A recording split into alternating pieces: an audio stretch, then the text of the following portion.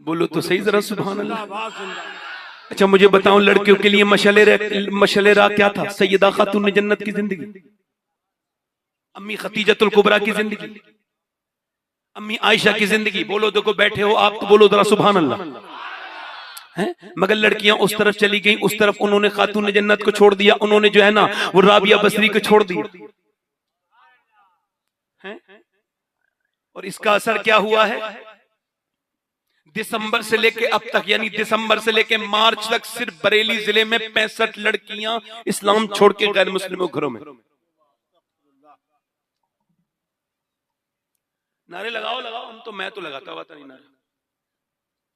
मैं नहीं ये थोड़ी कह रहा हूं, मैं ये कह रहा हूं कि नारा लगाने का दौर नहीं है ये दौर है अपनी बेटियों को इस्लामी तालीमात से आरास्ता करने का। 2014 से लेके अब तक तकरीबन 8 लाख लड़कियां, मैं कहता हूं या तो वो लड़कियां इस्लाम समझी ही नहीं थी,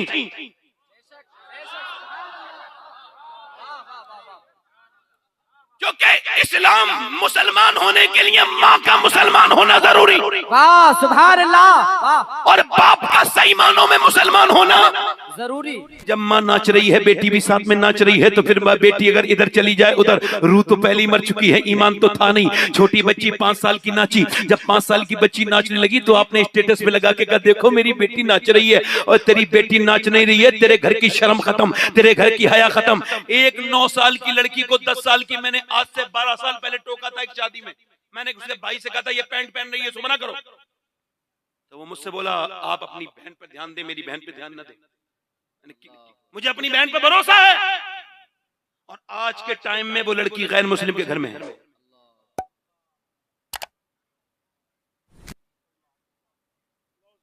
मैं आपसे अर्ज करना चाहता हूं कि जब तुम्हारे घर में टीवियां चली, फिल्में चले, ड्रामे चले, सुभान अल्लाह की बात नहीं सुनो तो फिर यही तो रिजल्ट आना था।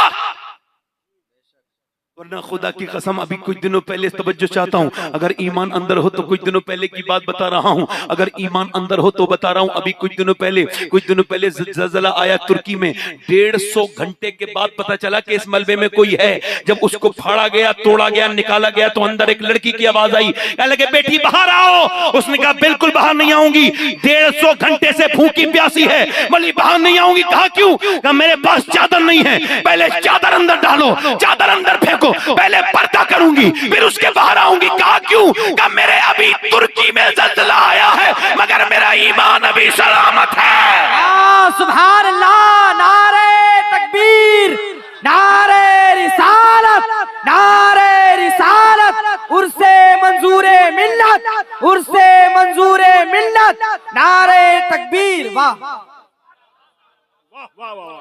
अब देखो आप मुझे बताओ, पूरी दुनिया की औरतों के लिए मशालेरा कौन था? मशालेरा सैयदा खातून जन्नत, सैयदा तैयबा ताहिरा आबिदा जाहिदा चल रही हैं, वो चल रही हैं तो बेमिसाल, वो बोले तो बेमिसाल, उनका लहजा बेमिसाल, उन जरा गौर तो करें, उनके बच्चे बेमिसाल। अच्छा मैं आपको बताता हूँ, तवज्जो करो, जरा गौर करो। जब माँ अगर जो है वो कुरान की रीडर हो जाए तो फिर क्या होता है आपको बताऊं, ये माँ का असर बच्चों पे कैसे पड़ता है। अभी कुछ दिनों पहले रिसर्च हुआ कि कौन से बच्चे ऐसे हैं जो पागल पैदा होते हैं, ये जो पागल पैदा होते हैं माइंडलेस, ये जो जिनके दिमाग खराब होते हैं, ये बच्चे कौन होते हैं, इनके बारे में उन्होंने मालूमात की कि आखिर ये बच्चे कौन होते हैं। तो उन्होंने उस पे जो है ना रिसर्च किया। 25 साल, कितने साल बोलो?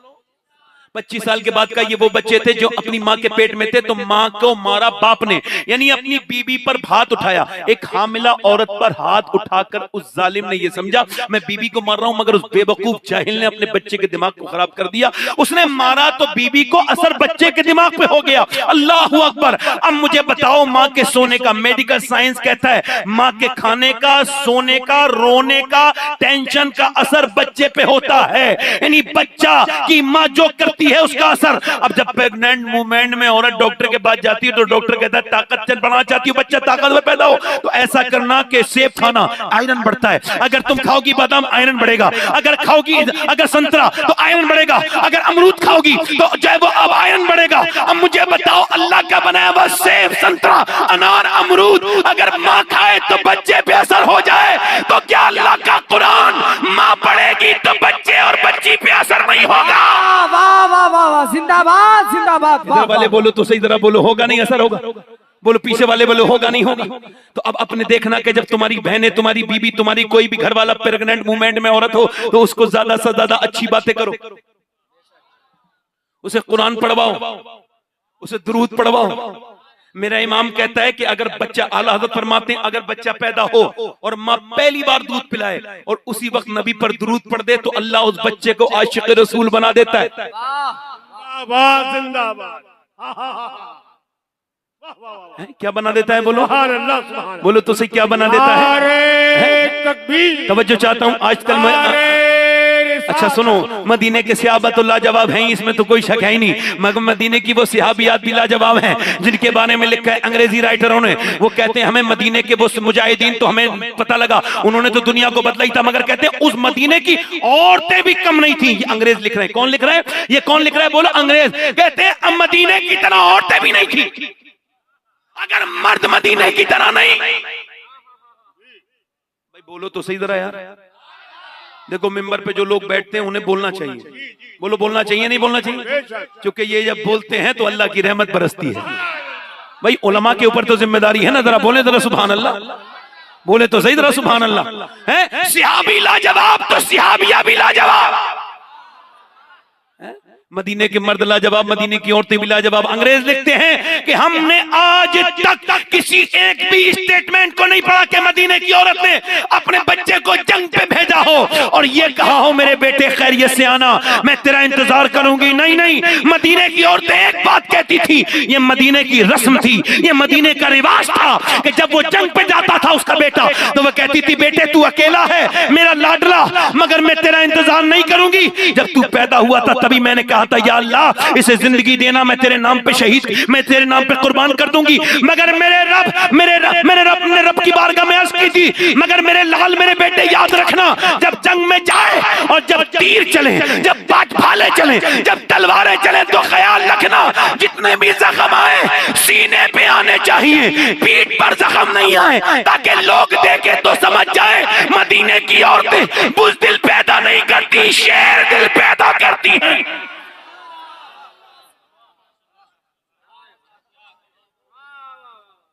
और सलाम करें उसके आस्थाने को, हुसैन पाल के जिसने दिया जमाने को। और सलाम करें उसके आस्थाने को, हुसैन पाल के दिया। इकबाल कहता है कि जब लोग ये कहते हैं कि हुसैन ने हक अदा कर दिया करबला में, तो मैं कहता हूं अधूरी बात क्यों करते हो, पूरी किया करो। पूरी बात ये है कि हुसैन ने बाद में हक अदा किया है, पहले मदीने में अली ने बाप होने का और फातिमा ने मां होने का हक अदा किया। अल्लाह के रसूल फरमाते हैं हर बेटा अपने बाप का राज है। क्या है बोलो? यानी बाप जो छुप के करता है कभी कभी बेटा वो खुल के कर देता है। अब तवज्जो करो, मेरी तरफ गौर करो। मौला अली कहते हैं मेरी शादी हो गई, जरा बोले तो सुभान अल्लाह। शादी तो आपकी भी घरों में होती है। शादी क्या होती है? माज़अल्लाह झगड़े गाने होते हैं, डांस होते हैं, डीजे होते हैं। शादी क्या होती है? रुसवाइयां होती हैं। शादी में अपनी बहनों को बेपर्दा ले जाने वाले सुने। मौला अली कहते हैं मेरी शादी,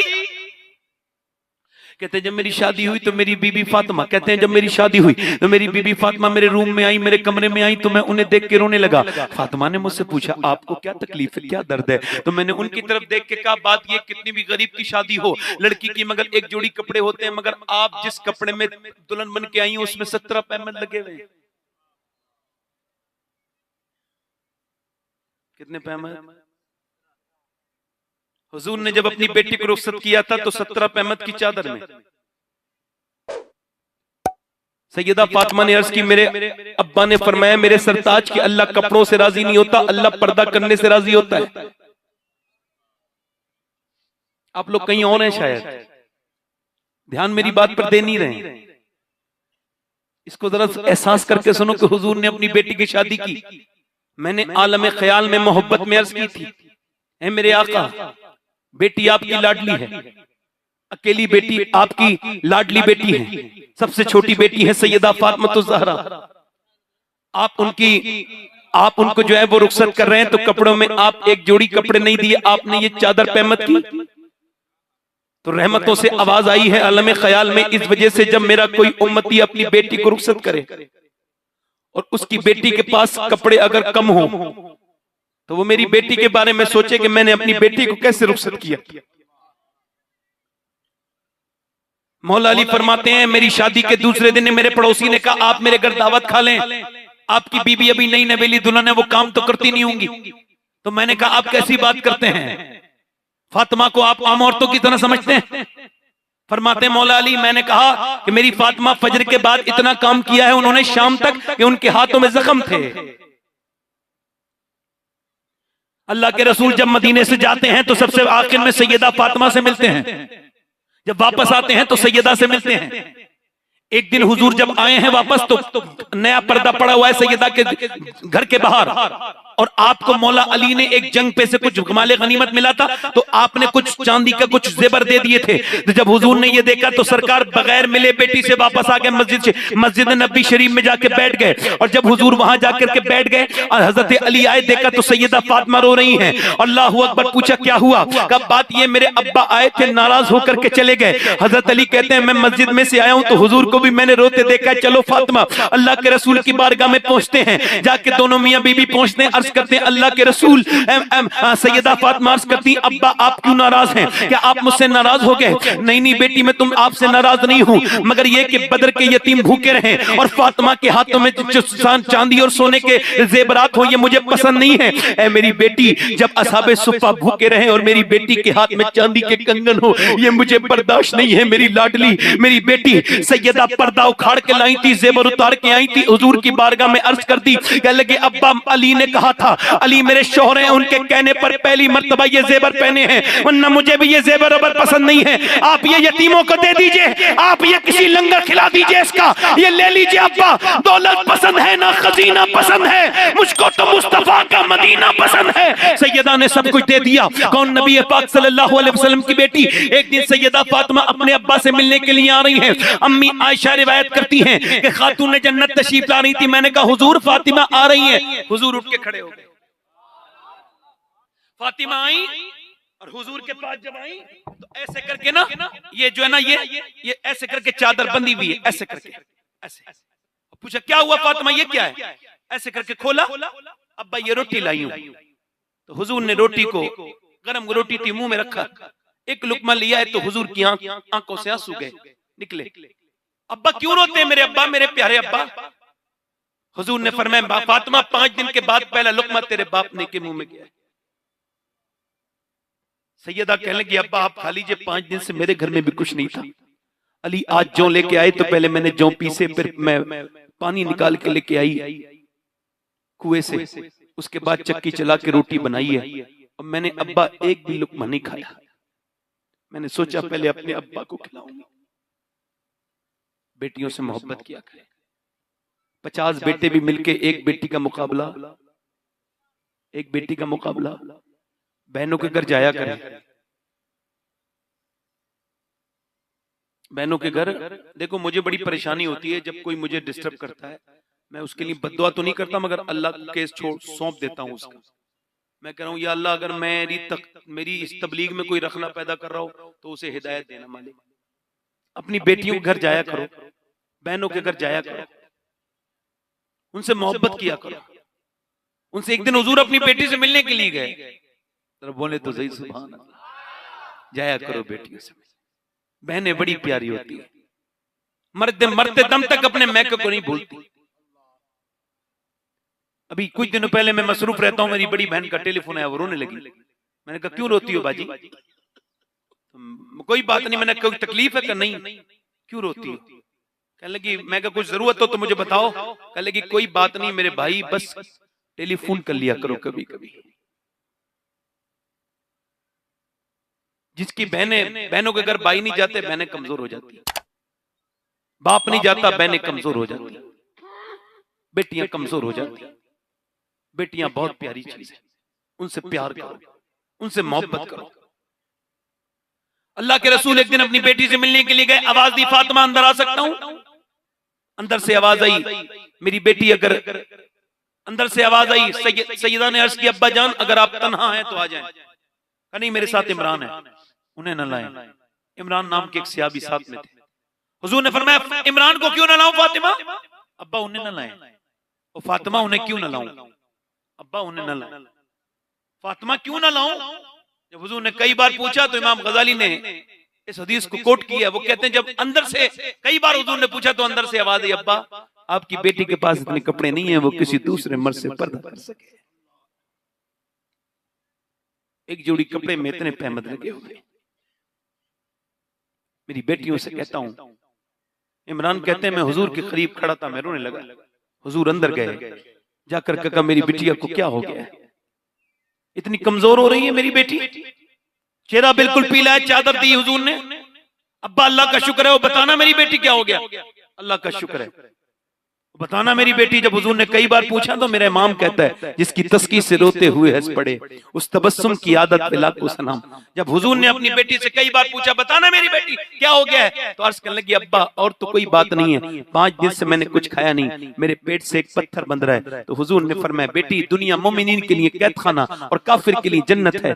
अगर तुमने 5 दिन से कुछ नहीं खाया तो तुम्हारे बाप को आज 9 दिन हो गए, मैंने आज 9 दिन से कुछ।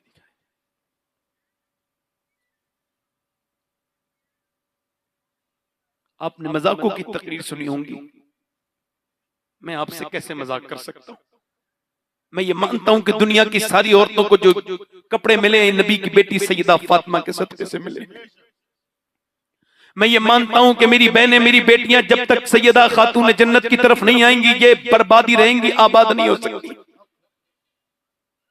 मैं ये तकरीर क्यों कर रहा हूं आज के जमाने में, इस तरह की तकरीर मुझे क्यों ये इस वजह से कह रहा हूं कि मैं इस वजह से मेरी बेटियां आखिर किस तरफ तो आएंगी ना। अगर बचपन में आपने अपनी बच्चियों को बताया होता तो सुनो, जब बचपन की तालीम कितना असर करती है कि 6 साल की एक बच्ची है मदीने में कुरान पढ़ रही है, कुरान पढ़ते पढ़ते उसके सर से दुपट्टा गिरा है तो उसके सर पे दुपट्टा सैयदा खातून जन्नत ने उसके सर पे दुपट्टा रख दिया। जब वो बच्ची अपनी माँ को देखती है कहती है अम्मी जान आपने मेरे सर पर दुपट्टा क्यों रखा, तो माँ ने कहा तो इस वजह से बेटी नाना नाराज हो जाते हैं। ज़ैनब रोने लगी और रोई नबी की नवासी और रोई। सैयदा ने कहा चुप जाना ज़ैनब, अब तो सर पर दुपट्टा रख लिया, मगर हसास बाप की हसास बेटी और रोई। क्या हुआ ज़ैनब? कहा मेरे नाना से कह देना अम्मी जान इस बार ज़ैनब को माफ कर दें। अगली बार ज़ैनब सर पे से सर तो कटा देगी मगर सर पे से दुपट्टा नहीं हटने देगी। मगर करबला के मैदान में देखो, करबला के मैदान में जब तमाम लोग शहीद हो गए, इमाम हुसैन शहीद हो गए, जब कासिम शहीद हो गए, अली अकबर शहीद हो गए, तो सैयदा ज़ैनब निकल के जा रही है ऊंटनी पर। एक जालिम ने ऐसे करके जो है ना वहां से उनका जो है दुपट्टा खींच लिया। जब दुपट्टा खींचा तो बालों से अपने चेहरे को ढकने के बाद फिर उन्होंने मदीने की तरफ मुंह किया। मेरी बेटियां मेरी बहनें सुन लें, मदीने की तरफ मुंह करके कहती हैं मेरे नाना जान मैं वही ज़ैनब हूँ जिसने अपनी माँ से वादा किया था, मैं वही ज़ैनब हूँ जो पैदा होते ही जिसने आपकी गोद में अपनी आंखें खोली थी मेरे नाना जान। मगर आज मैंने वादा किया था कि कभी सर दुपट्टा नहीं हटेगा, मगर अब मेरा दुपट्टा छीन लिया गया नाना। मेरे बच्चे शहीद हुए, मैं खेमे से बाहर नहीं निकली, मेरा भाई शहीद हुआ, मैं खेमे से बाहर नहीं निकली, मेरे घर वाले शहीद हुए, मेरे भतीजों की लाशों पर घोड़े दौड़े और मेरे बच्चों की लाशों पर जब घोड़े दौड़े तो उनकी हड्डियों के टूटने की आवाजें भी आई, मगर मैं खेमे से बाहर जाके उनकी लाश को नहीं देखा। मगर अब मेरे सर पे से दुपट्टा छिन गया है तो मेरे नाना मुझे माफ कर देना, मुझे माफ कर देना। फिर अपने बाप अली की तरफ नजफ की तरफ मुंह करके कहती हैं बाबा अली मैं वही ज़ैनब हूँ जब मैं चलती थी मदीने में तो और जब मक्के में चलती थी तो आप फरमाते थे जब कूफे में ज़ैनब के पांव के निशान मिटाते हुए जाओ, हसन हुसैन जाओ हसनैन दोनों इसके पांव के निशान मिटाओ। मैं नहीं चाहता कि मेरी ज़ैनब के पांव के निशान भी कोई देखे, मगर बाबा आज मैं आज ऊंटनी पर हूँ और मेरे सर से दुपट्टा छिन गया है, अपनी ज़ैनब को देखो अब्बा अली। अल्लाह अकबर। इमाम ज़ैनुल आबिदीन कहते हैं मेरी फूफी जान ने 5000 किलोमीटर का सफर किया है और वो भी ऊंट पर, मगर कभी तहज्जुद की नमाज भी कज़ा नहीं हुई। मेरी फूफी जान तहज्जुद की नमाज भी ऊंट के ऊपर पढ़ लिया करती थी। मेरी फूफी जान ऐसी थी। मगर मैं यही तो कहता हूँ अगर बचपन में तालीम दे दी जाती तो मेरी बच्चियां आज उधर नहीं जा रही होती, मेरी बेटियों के पास आज कुरान होता। मगर मैं आज फिर अपनी बेटियों से हाथ जोड़ लेता हूँ, इसमें फिल्में। खुदा के वास्ते अपने बच्चों को कुरान पढ़ाया करो, खुदा के वास्ते अपने बच्चों के सामने गाने ना देखो, फिल्में ना देखो, वरना हम कौम होके मिट जाएंगे, हमें कोई बचा ना पाएगा। और मेरी बेटियों, तुम आज इरादा कर लो आज से। मैंने ये जानता हूं कि अगर बचपन में तालीम दे दी जाए, अपनी छोटी छोटी बच्चों को सैयदा फातिमा के बारे में बताओ, खातून जन्नत के बारे में बताओ। मैंने ये देखा था, अपनी आंखों से देखा था कि मेरी एक रिश्तेदार औरत का एम्स में इंतकाल हो रहा था, दिल्ली में। उसके 33 साल उम्र थी और मेरा उससे पर्दा नहीं था। मैंने देखा कि वो इंतकाल हो रहा था, 33 साल की उम्र। जब उसकी रूह निकलने वाली थी, डॉक्टर आया, अचानक तबीयत बिगड़ी, डॉक्टर आया तो उसने डॉक्टर को देख के रूह निकलने से कोई आधा मिनट पहले दुपट्टा उठाया और उसके हाथ के साथ जब नीचे हाथ गिरा तो दुपट्टा भी गिर गया, मगर उसने पर्दा करना चाहा। मैं समझ गया, अगर बचपन में पर्दा सिखा दिया जाए तो रूह तो निकलती है मगर हया नहीं निकलती, औरत की हया नहीं निकलती है। मगर अब कौन किसको बयान करेगा, अब कौन किससे कहेगा कि हालात किस तरह के हैं। माज़अल्लाह, आज मेरी बेटियां, मेरी बहनें किस तरह की जिंदगी गुजार रही हैं। मेरी बेटियों को सोचना चाहिए था कि इनके लिए शरीयत अलग थी, मर्दों के लिए शरीयत अलग, मेरी बहनों के लिए शरीयत अलग। मर्द जब दरवाजे पे कोई मर्द के आए और जब मर्द को आवाज दे तो उसके लिए हुक्म यह है कि वो अखलाक का मुजाहरा करे और उसे सलाम का जवाब दे या फिर दरवाजा खोल के सलाम करे। मगर मर्द के लिए, औरत के लिए हुक्म है कि जब उसके मर्द के पीछे कोई आदमी आए दरवाजे पर तो उसके लिए हुक्म यह है कि जब वो दरवाजे पे आए और दस्तक दे तो उसके लिए हुक्म यह है कि आवाज बदले। वो पूछे आपके शौहर हैं तो ये ना कहे जी तशरीफ रखिए, आइए, आ जाएंगे। नहीं, ये कहे मुझे नहीं पता कहां है मेरा शौहर, आवाज को बदल ले, गुस्सा करे। वो पूछे कब आएंगे तो कहे मुझे नहीं पता कब आएंगे। फिर आएगा कभी, गैर मौजूदगी में आएगा, फिर गैर मर्द। बोलो शरीयत ने ये कहा आएगा कभी, और वो कहेगी आइए तशरीफ रखिए, चाय पियेंगे, ठंडा पियेंगे, गर्म पियेंगे, क्या पियेंगे। फिर आएगा, फिर आएगा। अरे मेरी बेटियों को बताओ, उन बेगैरतों को बताओ जो अपनी बहन बेटियों को शादी में लेके जाते हैं तो बिल्कुल कसे कसाए कपड़े पहनाते हैं। बेटियों का जिस्म जाहिर हो रहा है, माज़अल्लाह, मैं कहना नहीं चाहता, मेरी बेटियां, मेरी बहनें, जिस्म जाहिर हो रहा है। शादी में पंडाल में गया, अब तेरी बेटियों को, बहनों को कोई देख रहा है, सबसे पहले उसकी उस पे बुरी कपड़ों पे नजर पड़ी, बेटर की, फिर और लफंगों के गंदे लड़कों की नजर पड़ी। इससे पूछा तेरी शर्म कहां चली गई? कहा मैं कहीं और देख रहा था, किसी और की बेटी को, मेरी बेटी को कोई और देख रहा था। अरे मुसलमानों ने तो गैर मुस्लिम औरतों को पर्दे दिए हैं। एक जंग में एक औरत के सर पे दुपट्टा नहीं था, हुजूर ने फरमाया सलमान ले मेरी चादर इसके सर पे रख दे। सलमान फारसी ने कहा हुजूर मुसलमान की बेटी नहीं है, गैर मुस्लिम की बेटी। पर मैं है तो किसी की बेटी, तू उसका सर ढक दे, कयामत के दिन अल्लाह तेरे गुनाह ढूंढा।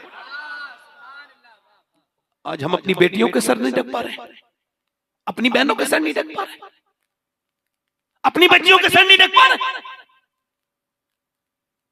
गौर तो करो आप, मैं ये बात बयान कर रहा हूं मेरी बहनों के लिए, मेरी बेटियां जो बैठी हैं। देखो ये मर्द की नमाज है अल्लाहु अकबर, और ये औरत की नमाज है अल्लाहु अकबर। मर्द जब शुरू कर रहा है तो हाथ खोल रहा है और क्या कह रहा है अल्लाहु अकबर, और औरत जब नमाज पढ़ रही है तो कह रही है अल्लाहु अकबर। बस यहां तक हाथ मर्द के खुलेंगे, यहां आएंगे, ऐसे करके पूरी तरह से खोल जो है वो अल्लाहु अकबर तकबीरुल्लाह कहेगा। मगर औरत बस यहां तक हाथ लाएगी। क्यों? इसके जिस्म की बनावट और है, मर्द के जिस्म की बनावट और है।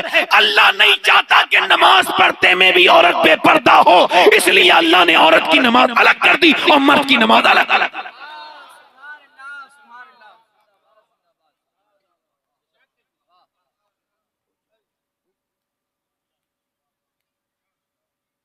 ये जरूरी था मेरी बहनें, मेरी बेटियां इस चीज को समझती, मगर वो नहीं समझी, वो नहीं समझी। तो क्या हुआ कि अब मैं एक बात अर्ज कर रहा हूं माजरत के साथ, अल्लाह के रसूल की बेटी सैयदा खातून जन्नत दुनिया से तशरीफ ले जा रही है और उम्र कोई ज्यादा नहीं, 25-26 साल उम्र है। कितनी उम्र हुई है हुजूर की बेटी की? बोलो तो जरा कितनी उम्र हुई है? मगर जरा गौर तो करो, अल्लाह के रसूल की बेटी रोने लगी। अस्मा बिनते उमैस, हज़रत अबू बकर सिद्दीक की बीबी, वो कहती है मैं खादिमा हूं फातिमा की। मैंने पूछा आप क्यों रो रही हैं? कह लगी जीते जी तो पर्दा किया है, इंतकाल के बाद जब लोग कांधा बदलते हैं तो मैयत हिलती है, सोच रही हूं जब मेरा जनाजा निकले तो बेपर्दगी ना हो जाए। यानी नबी की बेटी का ख्याल तो देखो, मेरी मैयत हिले तो बेपर्दा ना हो जाऊं। मेरा इमाम कहता है जिसका आंचल न देखा महामहर ने उस रिदाए नज़ाहत पे लाखों सैयदा ज़हरा तैयबा ताहिरा जाने अहमद की राहत पे लाखों सलाम। जिसका चेहरा नबी की तरह, जिसके होठ नबी की तरह, जिसका लहजा नबी की तरह। बल्कि इकबाल कहता है मरियम अज़ीज़ निस्बत ईसा अजीज, अस्सै निस्बत हजरत ज़हरा अजीज। इकबाल कहता है मरियम इस वजह से बुलंद है कि ईसा की माँ है, मगर फातिमा को दे देखो हुसैन और हसन की अम्मी है, अली की बीबी है, नबी की बेटी है। मगर सुनो तो जब मेरा इमाम बात किया है और मेरे इमाम ने पूरे हदाए के बख्शिश में कहीं भी सैयदा फातिमा का नाम इस्तेमाल नहीं किया, अदब का वो मकाम जो इमाम अहमद रजा के यहाँ है कोई दूसरा लाके तो दिखाए। वो अजमेर के लाफजी, वो बदतमीज, वो मौलाई कहने वाले गुंडे, अपने आप को गुंडा चरसी, वो चर्स पीने वाले बेगैरत मेरे आला हज़रत के खिलाफ भौंकते हैं। अरे उन्हें क्या पता है अहमद रजा कौन है? कोई इसके टक्कर का कोई शेर ला के दे, मैं पूरी जिंदगी गुलाम होकर के वो गुलाम हो जाऊंगा। कोई ऐसा शेर सैयदा की शान में ला करके दे। इकबाल ने कहा था मरियम अज़ीज़ निस्बत ईसा अजीज, अस्सै निस्बत हजरत ज़हरा अजीज। मगर मेरा इमाम कहता है नूर बिनते नूर ज़ौजे नूर उम्मे नूर और नूर नूर है मुतलक की कनीज, अल्लाह रे लहना नूर का। इकबाल कहता है फातिमा वो है जो कि अली की बीबी है और नबी की बेटी है, हसन हुसैन की माँ है। मगर मेरा इमाम कहता है फातिमा वो है जिसके बच्चे नूर, उसका शौहर नूर, उसका अब्बा नूर, तेरी नस्ल पाक में है बच्चा बच्चा नूर का, तू है ने नूर तेरा सब घराना। नारे तकबीर, पूरा मजमा अपने हाथों को बुलंद करे। नारे तकबीर, नारे रिसालत, कलामे आला हजरत, सलामे आला हजरत, तहकीके आला हजरत। मेरी तरफ देखो बस, मेरी बात खत्म हो रही है, मेरी बात खत्म हो रही है, मेरी तरफ देखो बस, मेरी बात खत्म हो रही है।